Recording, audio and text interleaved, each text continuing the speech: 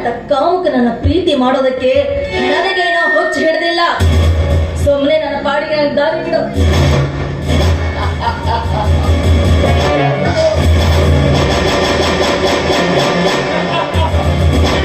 ತ್ರಿವಿಕ್ರಮ ಎಂಬ ಹುಲಿಯ ಬಾಯಲ್ಲಿ ಬಿದ್ದು ಯಾವ ಹೆಣ್ಣ ಬದುಕಿಲ್ಲ